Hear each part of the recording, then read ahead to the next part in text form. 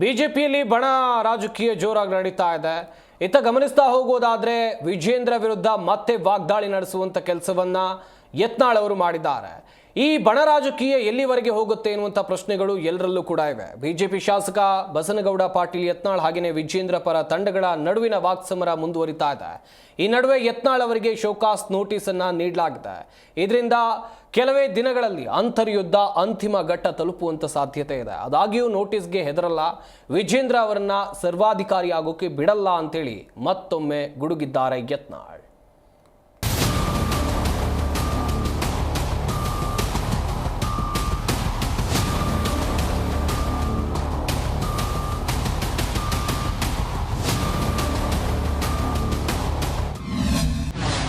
ವಿಜಯೇಂದ್ರ ಸರ್ವಾಧಿಕಾರಿಯಾಗಲು ಬಿಡಲ್ಲ. ಕುಟುಂಬ ರಾಜಕಾರಣದ ವಿರುದ್ಧ ಹೋರಾಟ. ನೋಟಿಸ್ಗೆ ಉತ್ತರಿಸಲು 10 ದಿನ ಸಮಯವಿದೆ. ಬಿಜೆಪಿ ಅಂತರ್ಯುದ್ಧ ಅಂತಿಮ ಘಟ್ಟಕ್ಕೆ ಬಂದು ತಲುಪಿದಂತೆ ಕಾಣ್ತಾ ಇದೆ. ವಿಜೇಂದ್ರ ಹಾಗೂ ಯಡಿಯೂರಪ್ಪನವರ ವಿರುದ್ಧ ತೀವ್ರ ವಾಗ್ದಾಳಿ ನಡೆಸಿ ಪಕ್ಷದೊಳಗೆ ತಲ್ಲಣ ಸೃಷ್ಟಿಸಿದ್ದ ಯತ್ನಾಳ್ಗೆ ಈಗ ಶೋಕಾಸ ನೋಟಿಸ್ ಜಾರಿಯಾಗಿದೆ. ಆದಾಗ್ಯೂ ಇದಕ್ಕೆಲ್ಲ ನಾನು ಜಗ್ಗೋದಿಲ್ಲ, ಉತ್ತರ ಕೊಡ್ತೀನಿ. ಆದ್ರೆ ನೋಟಿಸ್ ಅಸಲಿಯೋ ನಕಲಿಯೋ ಅನ್ನೋ ಅನುಮಾನವಿದೆ ಅಂತ ಹೇಳಿದ್ದಾರೆ. ದೆಹಲಿಯಲ್ಲಿ ಮಾತನಾಡಿರುವ ಯತ್ನಾಳ್, ನನ್ನ ಹೋರಾಟ ನಿರಂತರ. ಹಿಂದುತ್ವದ ಪರವಾಗಿ, ವಕ್ಫ್ ವಿರುದ್ಧವಾಗಿ, ವಂಶವಾದದ ವಿರುದ್ಧವಾಗಿ ಹೋರಾಟ ಮಾಡುವುದು ತಪ್ಪ ಅಂತ ಪ್ರಶ್ನೆ ಮಾಡಿದ್ದಾರೆ. ಅಲ್ಲದೆ ಪಕ್ಷದಲ್ಲಿ ವಿಜೇಂದ್ರ ಅವರ ತಂದೆಯಂತೆ ಸರ್ವಾಧಿಕಾರಿಯಾಗ್ತಿದ್ದಾರೆ. ಕಾಂಗ್ರೆಸ್ ಅಧ್ಯಕ್ಷ ಡಿಕೆ ಶಿವಕುಮಾರ್ ಅವರ ಜೊತೆಯೇ ಇವರ ಒಪ್ಪಂದ ಇದೆ. ಇದರ ವಿರುದ್ಧ ನನ್ನ ಹೋರಾಟ ನಿರಂತರ. ಹೈಕಮಾಂಡ್ ನಾಯಕರ ಭೇಟಿಯಾಗಿ ಉತ್ತರ ನೀಡ್ತೀನಿ ಅಂತ ಬಸನಗೌಡ ಪಾಟೀಲ್ ಯತ್ನಾಳ್ ಹೇಳಿದ್ದಾರೆ. ನೋಟಿಸ್ ಅಧಿಕೃತವಾಗಿ ನಾನು ಬಂದಿಲ್ಲ, ಅದಕ್ಕೆ ಸರಿಯಾದ ಉತ್ತರ ಕೊಡ್ತೀನಿ. ನನಗೆ ಇಲ್ಲಿವರೆಗೆ ಮೂರು ಸಲ ನೋಟಿಸ್ ಕೊಟ್ಟಿದ್ದಾರೆ. 2 ಸಲ ಉತ್ತರ ಕೊಟ್ಟೆ. 3ನೇ ಸಲ ಆ ನೋಟಿಸೇ ಡೂಪ್ಲಿಕೇಟ್ ಐತೆ ಅಂತ ಅನಿಸ್ತು. ಅವಾಗ ನಾವು ಉತ್ತರನೇ ಕೊಡ್ಲಿಲ್ಲ. ಅವಾಗೂ 10 ದಿವಸದ ಕಾಲಾವಧಿ ಕೊಟ್ಟಿದ್ರು. ನಾವು ಉತ್ತರನೇ ಕೊಡ್ಲಿಲ್ಲ. ನನಗೆ ಗೊತ್ತಾಯ್ತು ಇದು ವಿಜೇಂದ್ರ ಮಾಡಿಸಿದ್ದಿರ್ಬೋದು. ಈಗ ಪಕ್ಷ ನಿರ್ಣಯ ಮಾಡ್ಬೇಕಾಗಿತ್ತು.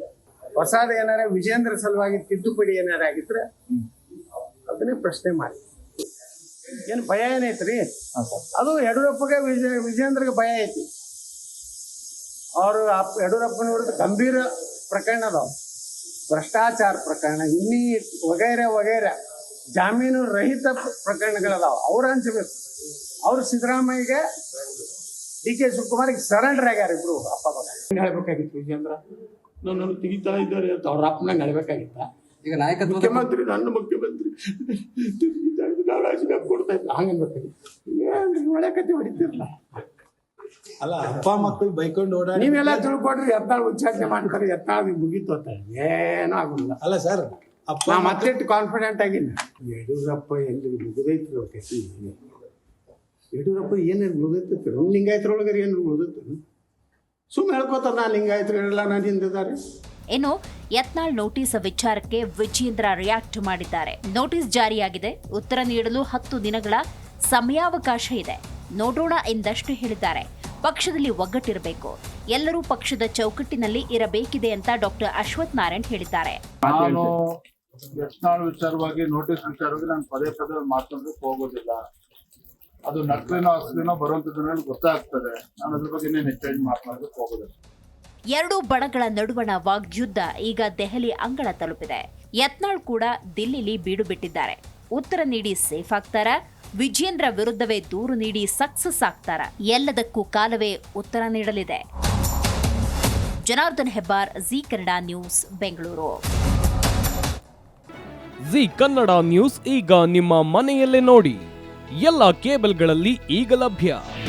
ನಿಮ್ಮ ನೆಚ್ಚಿನ ಜಿ ಕನ್ನಡ ನ್ಯೂಸ್ ಈಗ ಸನ್ ಡೈರೆಕ್ಟ್ ನಲ್ಲಿ number 292, Tata play number 1664, Jio TV number 1334, NXT digital number 30, in cable number 30, city networks 51, U digital number 162, GTPL number 17, Rockline telecommunications number 42, Shri Basaveshwara cable number 168, rural cable network 60, Vinayaka digital 57, Abhishek cable 821, city channel 53, Siddeshwara cable network 57, V4 digital Infotech 628, Surya digital networks 53, Gajanan digital number 836, Malnad infotech private limited number 56, Metrocast number 830, victory digital number 167ರಲ್ಲಿ ನೋಡಿ ಆನಂದಿಸಿ.